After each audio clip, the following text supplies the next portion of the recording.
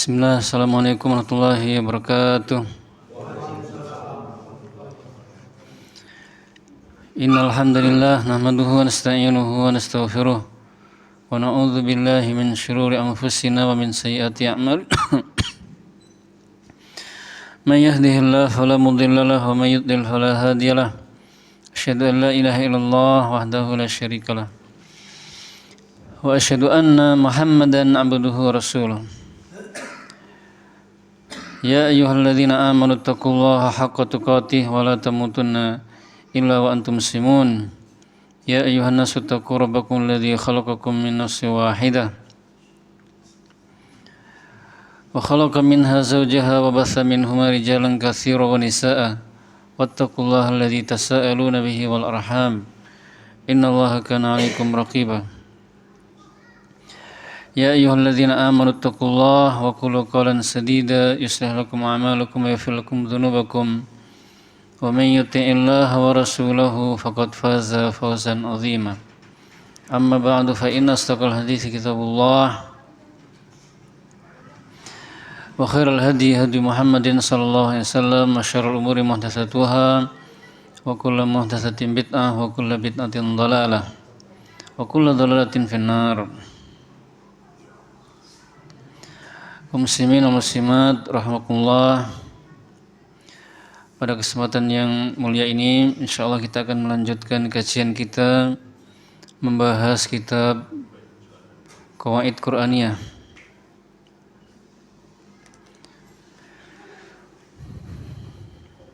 yang berisikan 50 kaidah yang diambil dari Al-Qur'an tentang jiwa dan kehidupan yang ditulis oleh Syekh Umar bin Abdullah Al-Muqbil hafizahullah. Sekarang kita sampai ke kaidah ke-32. Qala al-mu'allif rahimahullah al-qaidatu tsaniyatu wassalasun. Kaidah yang ke-32. Wa la yukhlifallahu wa'dah. Dan Allah tidak akan menyalahi janjinya. Kaidah ini diambil dari surah Al-Hajj ayat 47. Kaidah ini atau kaidah yang sama dengan kaidah ini banyak sekali disebutkan di dalam Al-Qur'an, di antaranya firman Allah Subhanahu wa taala, La yukhlifullahu wa'dahu walakin aktsaran nasi la ya'lamun.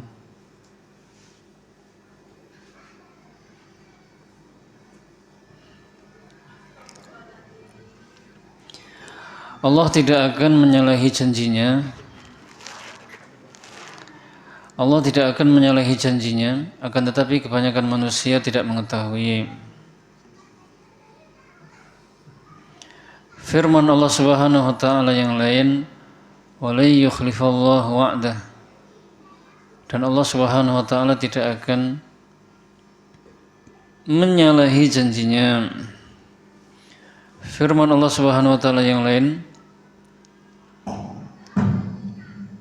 Innallaha la yukhliful mi'ad. Sesungguhnya Allah Subhanahu wa taala, firman Allah Subhanahu wa taala yang lain, Innallaha la yukhliful mi'ad. Sesungguhnya Allah Subhanahu wa taala tidak akan menyalahi janjinya. Sesungguhnya Allah Subhanahu wa taala tidak akan menyelisihi janjinya. Janji-janji Allah Subhanahu wa taala di dalam Al-Qur'an banyak sekali. Di antaranya firman Allah Subhanahu wa taala, In tansurullaha yansurkum wa yutsabbit aqdamakum. Jika kalian menolong Allah Subhanahu wa taala,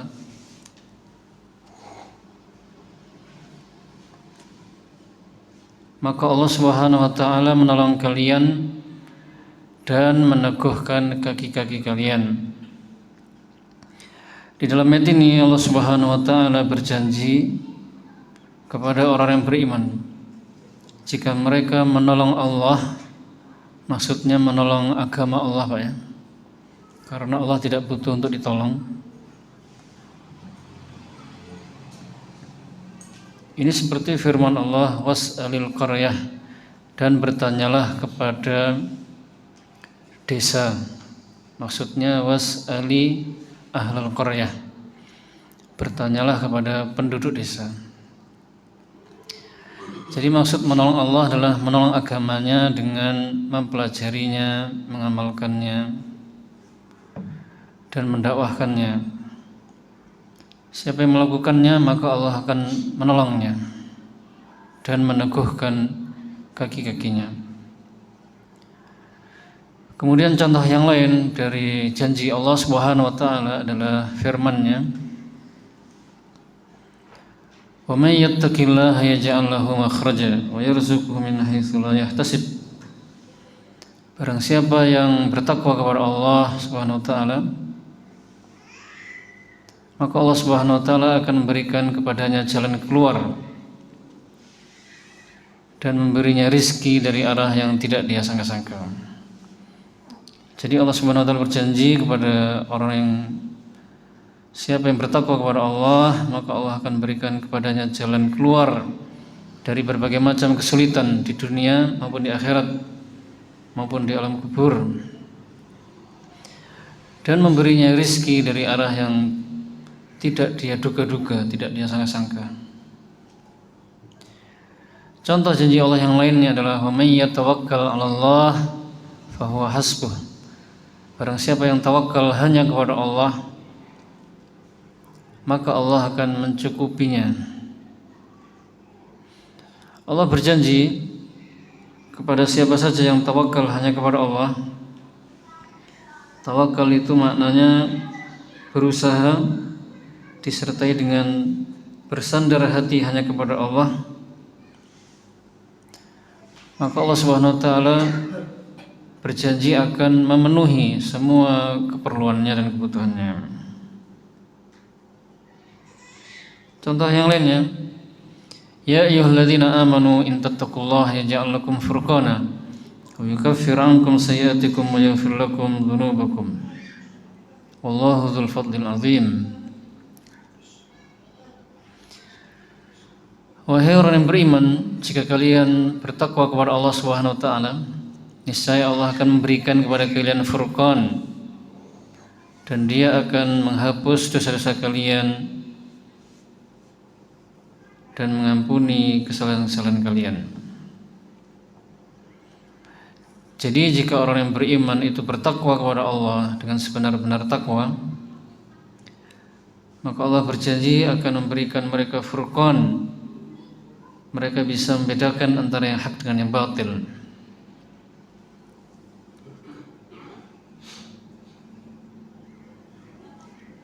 Dan bisa membedakan antara yang hak dengan yang batil itu termasuk nikmat yang paling besar, Pak. Apalagi di akhir zaman, di zaman sekarang ini, banyaknya fitnah,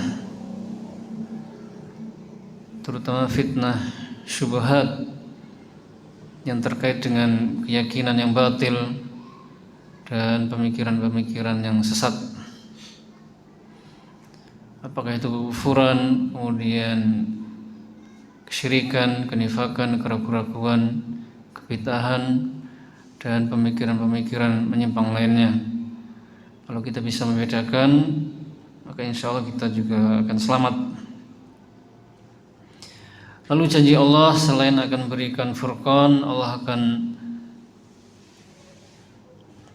menghapus kesalahan-kesalahannya dan dosa-dosanya.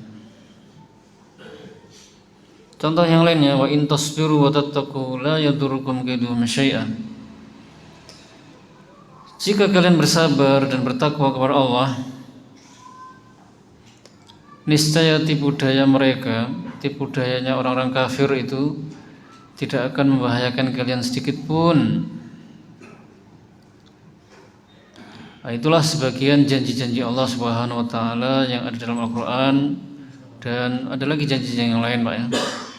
Masih banyak.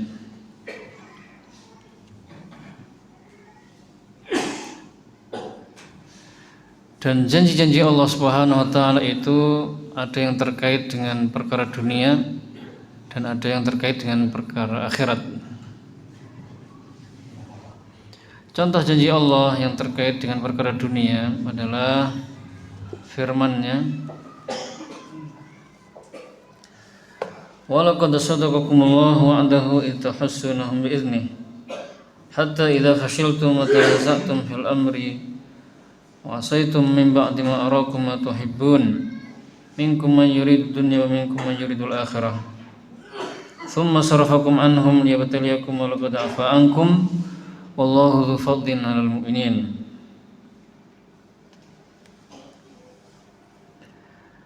Dan sungguh Allah Subhanahu wa taala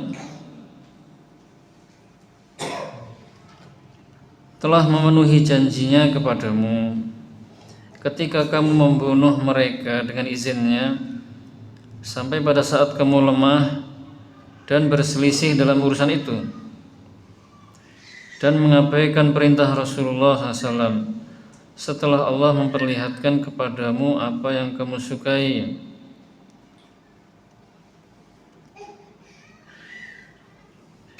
Di antara kamu ada orang yang menghendaki kehidupan dunia dan di antara kamu ada juga yang menghendaki kehidupan akhirat. Kemudian Allah Subhanahu wa taala memalingkan kamu dari mereka untuk mengujimu, tetapi Dia benar-benar telah memaafkanmu dan Allah mempunyai karunia yang diberikan kepada orang mukmin. Ayat ini berbicara tentang perang Uhud, Pak. Yang mana Allah berjanji akan memberikan kemenangan kepada para sahabat di perang Uhud.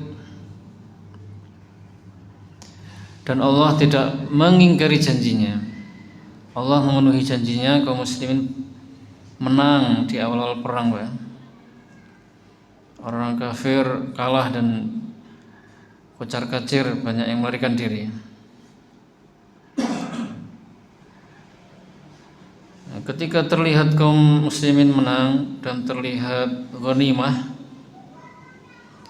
maka pasukan pemanah yang di bukit itu pada turun.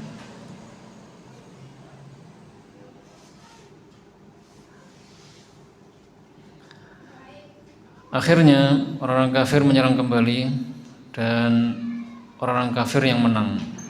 Kaum muslimin kalah, kan?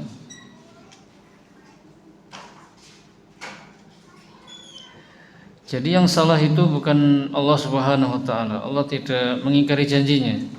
Allah tidak menyalahi janjinya.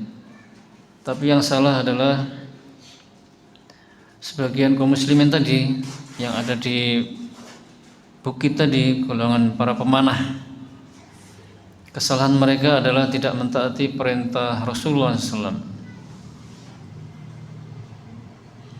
Rasulullah sudah memerintahkan agar mereka tidak turun dari bukit sampai benar-benar ada perintah untuk turun. Namun mereka turun dahulu. Di antara mereka ada yang menginginkan kehidupan dunia dan di antara mereka ada yang menginginkan kehidupan akhirat. Namun akhirnya Allah Subhanahu wa taala memaafkan mereka semua, Pak. Kaum muslimin yang salah pun dimaafkan oleh Allah, mereka menyesal.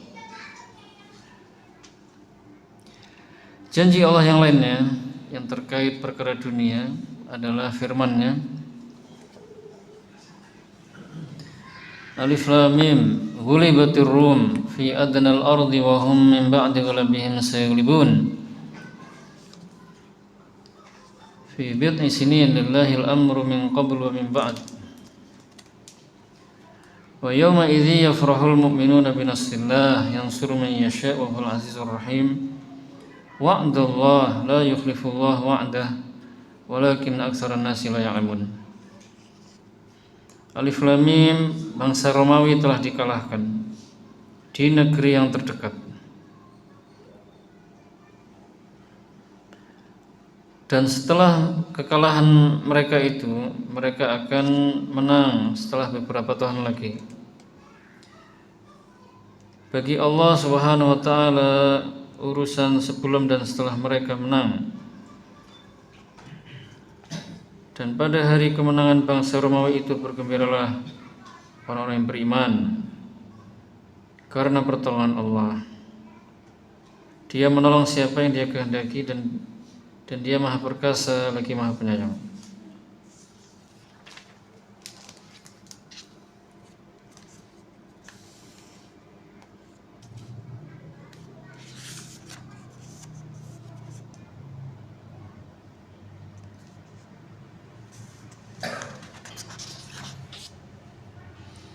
Itulah janji Allah. Allah tidak akan menyalahi janjinya. Tetapi kebanyakan manusia tidak mengetahui. Jadi Allah sudah menyatakan di dalam Al-Quran, berjanji bahwasanya orang-orang bangsa Romawi awalnya kalah perang dengan bangsa Persia. Namun setelah beberapa tahun yang dekat, setelah beberapa tahun kemudian yang dekat, tidak jauh, tidak lama, gantian bangsa Romawi yang menang melawan bangsa Persia. Ternyata apa yang disampaikan oleh Allah Subhanahu wa taala itu terbukti, Pak. Jadi Allah berjanji dan tidak mengingkarinya, tidak menyalahinya.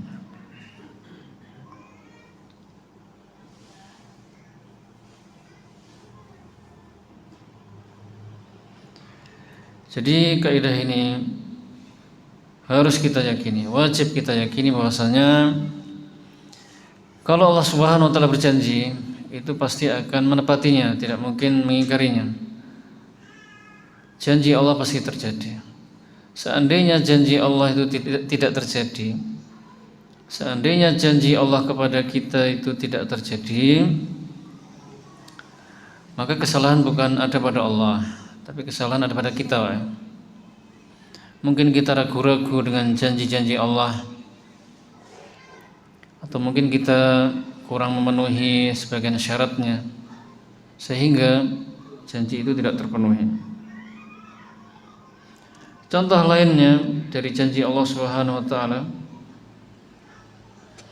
dan ini janji yang bisa terkait dengan perkara dunia, bisa juga perkara akhirat. Tapi ini lebih tepatnya terkait akhirat, Pak. Yaitu sabda Rasulullah SAW, "Man taraka syai'an lillah, awadahu Allahu khairan minhu." Barang siapa yang meninggalkan sesuatu karena Allah, maka Allah Subhanahu wa taala akan menggantinya dengan yang lebih baik. Jadi siapa saja yang meninggalkan suatu maksiat karena Allah, jadi meninggalkan maksiat bukan karena takut sama orang atau karena apa ya, karena malu, akan tetapi meninggalkannya karena Allah, maka Allah berjanji akan menggantinya dengan yang lebih baik darinya, baik di dunia dan di akhirat, atau di akhirat saja misalnya. Cepat atau lambat pasti Allah akan menggantinya dengan yang lebih baik. Itulah janji Allah, wajib kita yakini kebenarannya.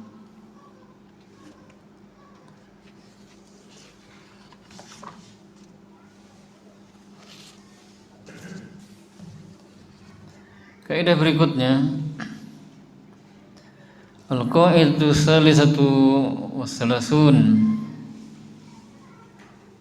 kaidah yang ke-33. Gimana Pak? Suaranya kurang jelas? Oh, jelas antum.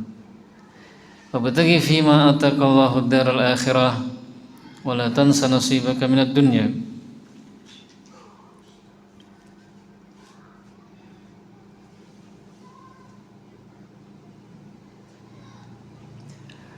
Dan carilah pahala kehidupan akhirat dengan apa yang telah Allah anugerahkan kepadamu, dan janganlah engkau lupa bagianmu dari dunia. Kaidah ini diambil dari surah Al-Qasas ayat 77. Kita baca ayat lengkapnya, Pak.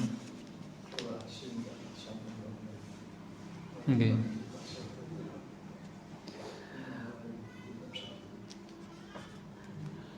Wabtaghi fima ataqallahu daral akhirah wa la tansa nasibaka minad dunya wa ahsin kama ahsanallahu ilaika wa la tabghil fasada fil ard. Innallaha la yuhibbul mufsidin. Di mana ya? Belum saya tandai, Pak.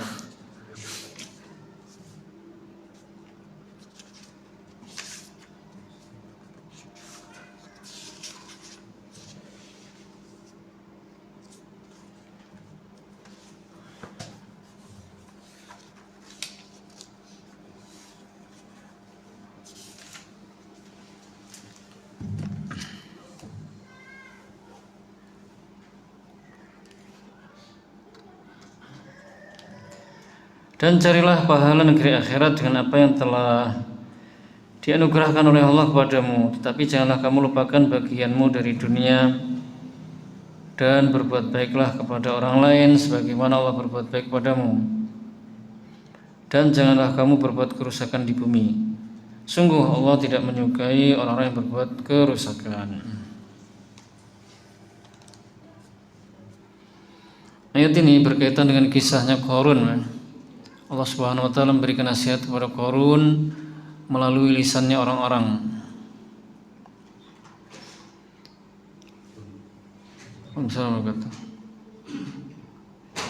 Inna Qaruna kana min qaumi Musa fabagha 'alaihim.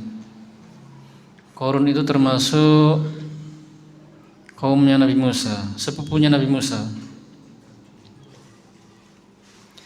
Akan tetapi dia melampaui batas. Wa atainahu minal kunuzi ma inna fatihahu latanu bil usbati ulul quwwah. Dia diberi harta yang melimpah oleh Allah, dan kunci-kunci gudang hartanya itu banyak dan berat-berat, dipikul oleh orang yang kuat.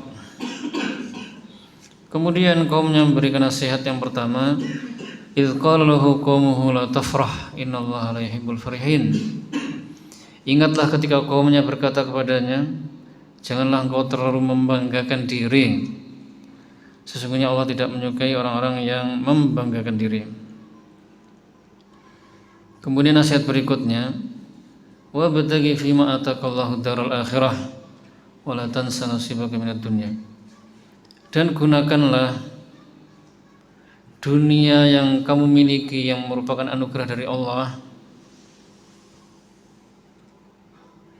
Rumah yang mewah, istana yang mewah, harta yang melimpah.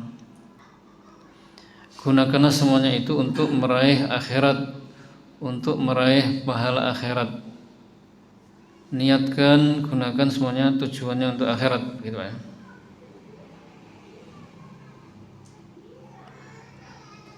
Harta-harta itu jangan dipendam terus.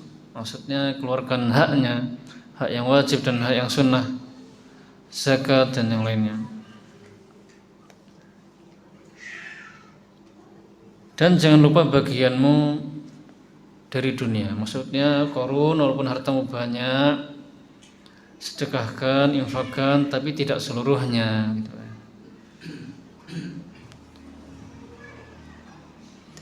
Dan berbuat baiklah kepada orang lain sebagaimana Allah berbuat baik kepadamu, dan jangan berbuat kerusakan di bumi.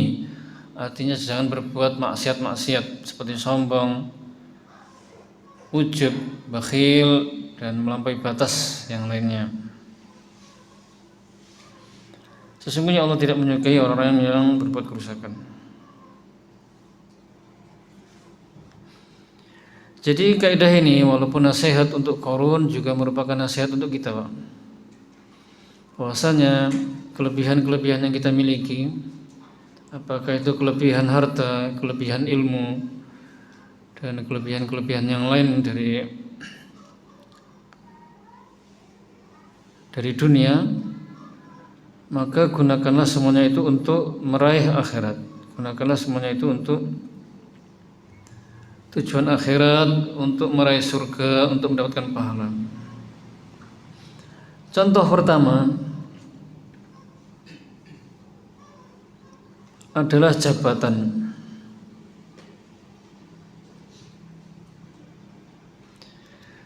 Dengan jabatan seseorang bisa meraih akhirat, bisa mendapatkan surga. Dengan jabatan dia menegakkan keadilan, tidak zalim. Kemudian dia juga membantu orang yang terzalimi, membantu orang-orang yang dipersulit dalam mengurus administrasi apalah gitu.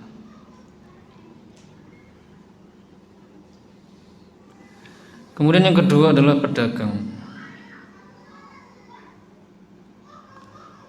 Seorang pedagang hendaknya dia jujur dan amanah dalam berdagang. Maka insya Allah dia akan mendapatkan surga. Rasulullah SAW bersabda, seorang pedagang yang jujur dan amanah, maka dia bersama para nabi, as-siddiqin, asy-syuhada dan as-salihin. Maksudnya di hari kiamat nanti, Pak. Kemudian dokter, ini juga dunia, Pak. Maka seorang dokter hendaknya dia jujur dan bekerja dengan baik untuk meraih pahala, untuk meraih surga. Kemudian harta hendaknya diinfakkan di jalan-jalan Allah Subhanahu wa taala dan di jalan-jalan kebaikan.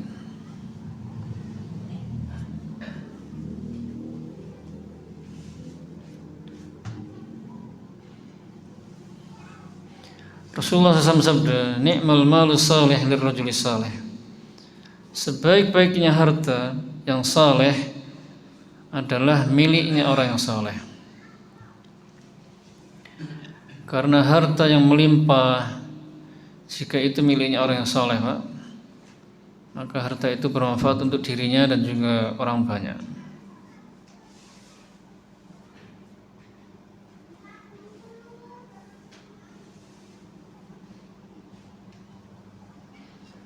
Kaum muslimin wal muslimat rahimakumullah. Jadi kaidah ini maksudnya adalah gunakanlah duniamu untuk akhiratmu. Gunakanlah duniamu untuk akhiratmu. Gunakanlah dunia-dunia yang kita miliki untuk meraih pahala, untuk meraih surga. Adapun sebagian orang sebagian orang memaknai carilah dunia dan jangan lupa akhiratmu. Berarti akhiratnya dikesampingkan, berarti. Nah, ini tidak benar. Allah Subhanahu wa taala firman, "Wala tansa nasibaka minad dunya."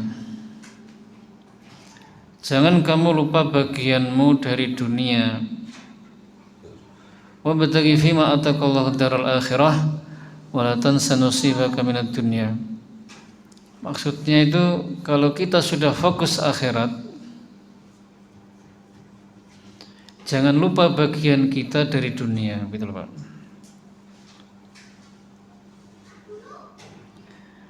Kalau misalnya kita rajin sholat, rajin beribadah, ya jangan lupa bekerja. Jangan sampai sholat saja tapi tidak bekerja, atau sholat saja beribadah tidak mau tidur, tidak mau istirahat. Nah, ini salah. Atau maunya infak, rajin infak sampai harta dihabiskan, habis itu bingung, sengsara, mengengsarkan dirinya dan keluarganya. Dia akhirnya malah zalim.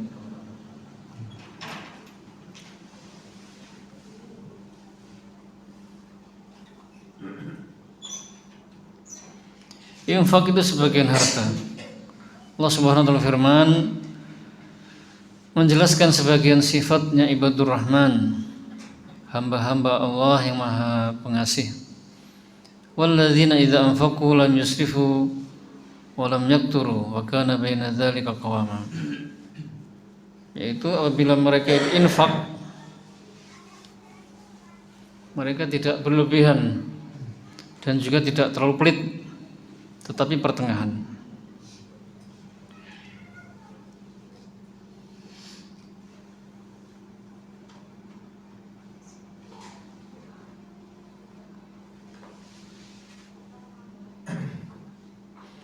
Kecuali kalau seperti imannya seperti Abu Bakar atau Umar yang tawakalnya kuat dan mereka juga yakin akan ada harta lagi gitu ya. Mereka akan dapat penghasilan lagi, nah itu tidak masalah kalau seperti mereka. Tapi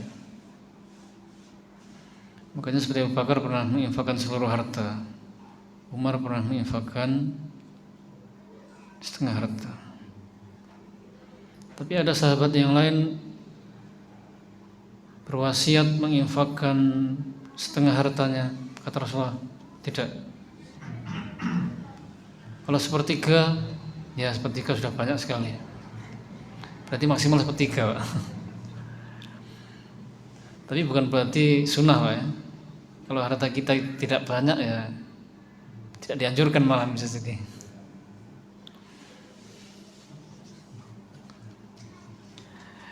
Yang penting nafkah untuk anak dan istri dan keluarga itu lebih diutamakan. Kalau mereka kurang ya jangan banyak infak ke yang lain. Mereka ini wajib dicukupi.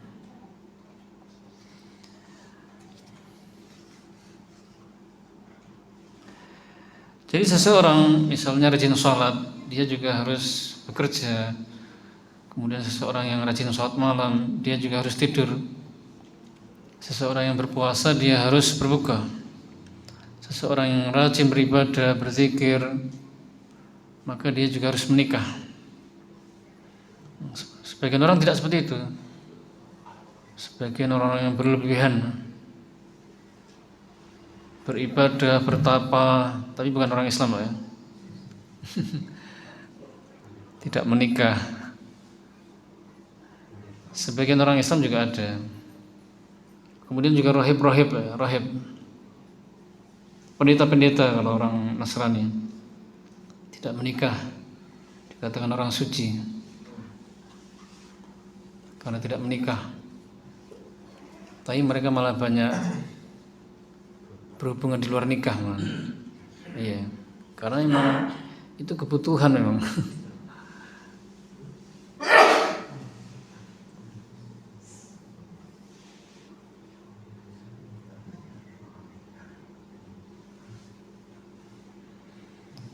Adalah Rasulullah SAW manusia yang paling bertakwa kepada Allah, manusia yang paling takut kepada Allah. Namun beliau itu walaupun sholat malam, beliau juga tidur. Kalau kebiasaan beliau sudah pernah dijelaskan, Pak ya. Setelah sholat isya itu segera tidur. Nanti di pertengahan malam bangun, atau sebelum pertengahan malam bangun, atau di sepertiga malam terakhir bangun, sholat malam. Kemudian beliau berpuasa tapi juga berbuka. Beliau rajin beribadah, beliau juga menikah. Jadi memberikan hak kepada tubuhnya, memberikan hak kepada istri-istrinya juga, memberikan waktu kepada istri-istri beliau. Rasulullah SAW bersabda, "Faman raghiba an sunnati falaysa minni." Barang siapa yang tidak suka kepada sunnahku, maka dia bukan golonganku.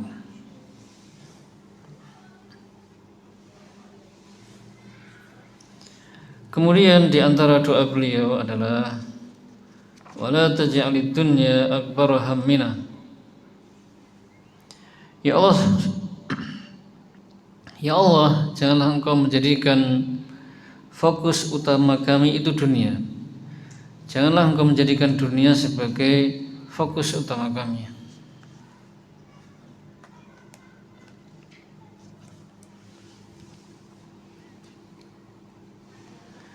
Jadi Rasulullah SAW ingin agar fokus utamanya adalah akhirat. Tapi dunia tetap dinikmati gitu ya. Jadi maksudnya dunia itu tetap kita nikmati, tidak boleh tidak dinikmati. Seperti sebagian orang Nasrani tadi, pendeta, atau sebagian orang sufi dengan berbagai macamnya, Pak ya. Atau walaupun mereka tidak mengaku sufi tapi ya, akidahnya sebenarnya akidah sufi juga. Suka tidak menikmati dunia, ini keliru. Jadi dunia dinikmati, akan tetapi dunia itu digunakan untuk tujuan akhirat, untuk meraih pahala akhirat gitu.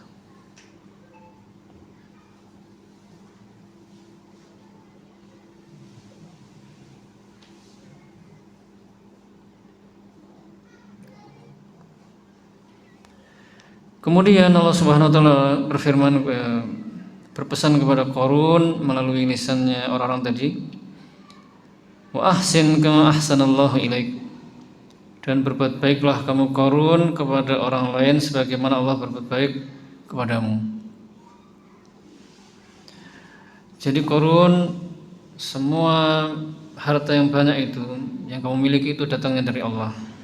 Allah telah berbuat baik kepadamu, maka berbuat baiklah kamu kepada orang lain sebagaimana Allah berbuat baik kepadamu. Jangan pelit.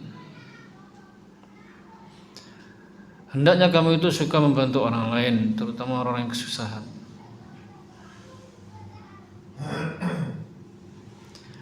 Maka kaum muslimin, kalau kita memiliki kelebihan harta, hendaknya kita suka membantu orang lain. Kalau kita suka membantu orang lain, maka Allah Subhanahu wa taala akan selalu membantu kita, gitu Pak. Rasulullah SAW bersabda, wallahu fi aunil abdi ma kana al-abdu fi auni akhihi. Allah Subhanahu wa taala akan senantiasa menolong hambanya selama hamba itu selalu menolong saudaranya. Kaidah berikutnya kaum muslimin wal muslimat, al-qaidatur rabi'ah wa salasun. Kaidah yang ke-34.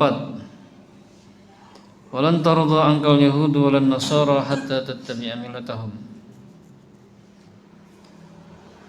Orang-orang Yahudi dan orang-orang Nasrani tidak akan ridha kepadamu Muhammad sampai engkau mengikuti agama mereka. Kaidah ini diambil dari surah Al-Baqarah ayat 120. Di dalam ayat ini Allah Subhanahu wa taala menjelaskan bahwasanya orang Yahudi, orang Nasrani tidak akan ridha kepadamu Muhammad, tidak akan senang, tidak akan tulus kepadamu Muhammad dan juga kepada kaum muslimin sampai kalian itu mengikuti agama mereka.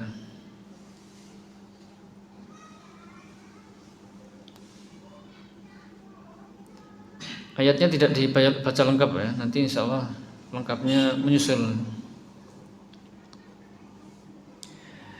Di dalam ayat ini atau di dalam kaidah ini Allah Subhanahu wa taala menggunakan kata lan, walan tarda.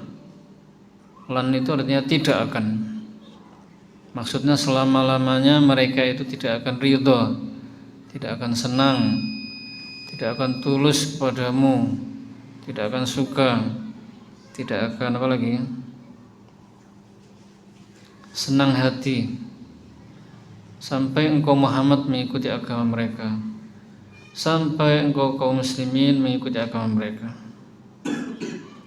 Jadi semua cara untuk menarik hati mereka, untuk membuat senang hati mereka, itu tetap saja mereka nggak akan ridha, mereka tidak akan senang kepada kita sampai kita benar-benar mengikuti agama mereka.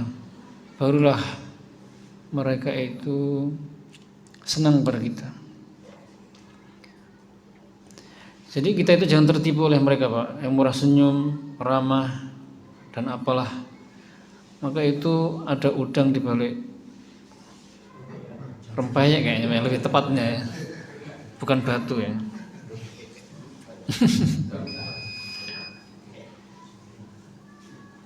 Jadi ya itu mereka sebenarnya ramah-ramah seperti itu memang supaya hati kita tertarik untuk masuk ke agama mereka, maksudnya begitu. Tetapi kaum muslimin walaupun mereka seperti itu dan mereka memang musuh Allah Subhanahu wa taala, musuh orang yang beriman, Allah Subhanahu wa taala firman, innal kafirina kanu lakum aduwwun mubina. Sesungguhnya orang-orang kafir itu adalah musuh kalian yang nyata. Yang mana kita wajib membenci mereka, memusuhi mereka, dan selalu hati-hati. Tetapi dalam bermuamalah dengan mereka, dalam berinteraksi, berperilaku, dalam memperlakukan mereka,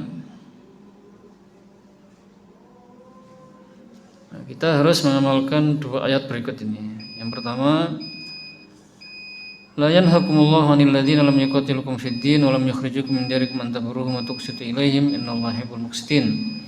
Innama yanhakumullahu 'anil ladzina qatalukum fid din wa akhrajukum min diyarikum wa dhaharu 'ala ikhrajikum an tawallawhum wa man yatawallahum fa ulaika humuz zalimun. Allah tidak melarang kalian untuk berbuat baik dan berbuat adil kepada orang-orang yang tidak memerangi kalian dan tidak mengusir kalian dari kampung halaman kalian. Sesungguhnya Allah mencintai orang yang berbuat adil. Sesungguhnya Allah hanyalah melarang kalian menjadikan mereka sebagai kawan, padahal mereka memerangi kamu dalam urusan agama dan mengusir kamu dari kampung halaman. Barang siapa yang menjadikan mereka sebagai kawan, maka mereka itulah orang yang zalim. Jadi orang yang kafir yang tidak memerangi kita, Pak, teman kita atau tetangga kita, boleh kita berbuat baik, memberi makan, menjenguk yang sakit, atau menunaikan hak-hak tetangga jika tetangga kita ada yang kafir. Tapi hati membenci, Pak, ya. Dan tetap hati-hati, karena mereka yaitu tadi selalu bermaksud buruk. Apa sudah azan, Pak? Iya. Azan dulu terus nambah dikit, Pak. So.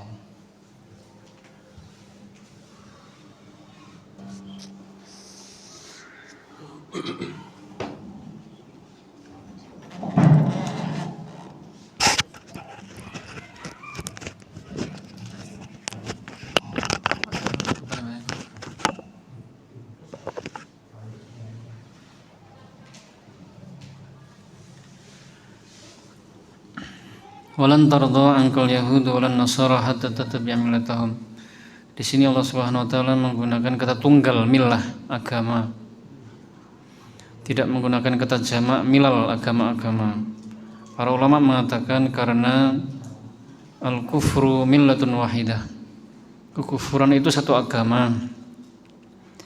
Jadi Yahudi, Nasrani, Hindu, Buddha, Konghucu dan yang lainnya adalah agama kekufuran, sama-sama membenci Islam dan membenci tauhid serta membenci kaum muslimin. Yahudi dan Nasrani itu bermusuhan, Pak.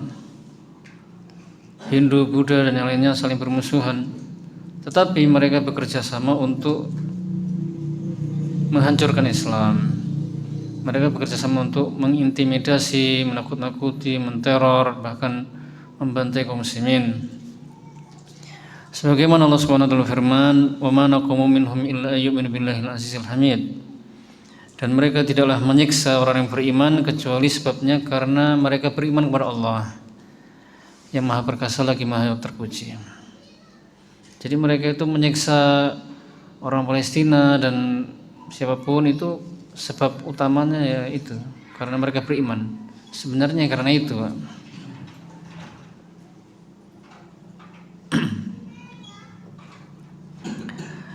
Maka Muhammad SAW, carilah ridha Allah, jangan cari ridha mereka. Yang penting tugasmu adalah mendakwahi mereka, mendakwahi mereka, mendakwahi mereka.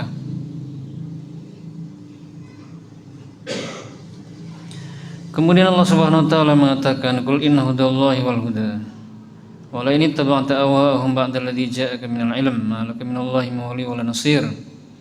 Katakanlah Muhammad, sesungguhnya petunjuk Allah lah petunjuk yang benar. Dan jika kamu mengikuti hawa nafsu mereka, setelah datang ilmu kepadamu, maka kamu tidak akan mendapatkan pelindung dan penolong. Jadi petunjuk Allah lah yang benar, bukan petunjuknya Yahudi dan Nasrani. Jangan sampai engkau Muhammad mengikuti hawa nafsu dan keinginan mereka. Akan tetapi kita lihat sebagian kaum muslimin mengikuti hawa nafsu orang Yahudi dan Nasrani atau orang kafir lainnya. Mereka cari muka, cari perhatian, ingin dipuji. Kemudian mereka ingin mendapatkan ridho dari orang kafir. Di antaranya dengan apa? Mendukung perayaan mereka. Dan ini melukai sebagian tauhid mereka. Na'udzubillah min dzalik. maka mereka tidak akan mendapatkan pertolongan dari Allah Subhanahu wa taala. Kaidah yang terakhir, al-qaidatul khamisatu wa thalathun. Kaidah yang ke-35. Wa idza salaka ibadi anni fa inni qarib ujibu da'watad da'i idza da'an. Apabila hambaku bertanya kepadamu Muhammad tentang aku, maka sesungguhnya aku dekat. Aku mengabulkan doa orang yang berdoa kepadaku. Kaidah ini diambil dari surah Al-Baqarah ayat 186. Kaidah ini berbicara tentang salah satu ibadah yang sangat agung atau yang paling agung, yaitu berdoa. Berdoa kepada Allah Subhanahu wa taala. Dan ayat ini juga menjelaskan kalau Allah itu maha dekat mengabulkan doa. Bukan maha dekat zatnya, Pak ya. Tapi maha dekat mengabulkan doa. Kalau zatnya di atas langit, di atas arsy. Jadi Allah dekat, Allah selalu bersama kalian, itu maksudnya Allah itu maha melihat, mengetahui, maha mendengar, dan qarib, maha dekat mengabulkan doa maksudnya. Bukan zatnya. Kemudian Allah Subhanahu wa taala langsung mengatakan fa inni qarib, sesungguhnya aku dekat. Allah tidak mengatakan faqul inni qarib, maka katakanlah Muhammad sesungguhnya aku dekat. Ini menunjukkan bahwasanya berdoa kepada Allah itu langsung, Pak ya, tidak pakai perantara. Ini juga menunjukkan mudahnya Islam. Karena kalau pakai perantara itu ruwet dan melelahkan. Seperti sebagian kaum muslimin itu, Pak, mereka mengatakan berdoa kepada Allah itu harus pakai perantara. Itu malah yang lebih utama gitu. Tapi perantaranya itu salah. Memang ada perantara yang diperbolehkan berdoa, tapi berdoanya tetap langsung kepada Allah dengan perantara amal saleh dan dengan perantara nama-nama dan sifat-sifatnya. Tapi tetap langsung memintanya ya Allah, ya Allah, ya Allah gitu, Pak ya. Intinya tetap langsung gitu. Sebagian kaum muslimin itu mereka mengatakan perlu perantara, tapi perantaranya perantara wali, kiai, orang saleh, atau nabi yang sudah meninggal.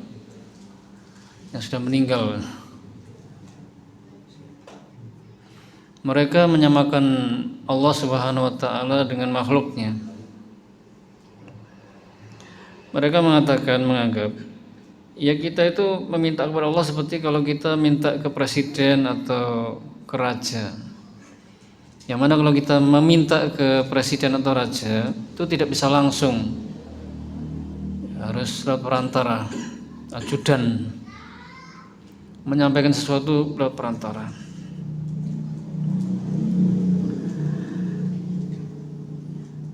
Kalau presiden atau raja ya memang seperti itu, karena mereka lemah, mereka sibuk, tidak mengenal kita gitu ya. Berbeda dengan Allah Subhanahu wa taala yang Maha Kuasa, yang menciptakan kita, memberi rezeki kita, Maha Kaya, Maha Pengasih, serta sangat mengenal kita. Jadi meminta kepada Allah itu ya langsung.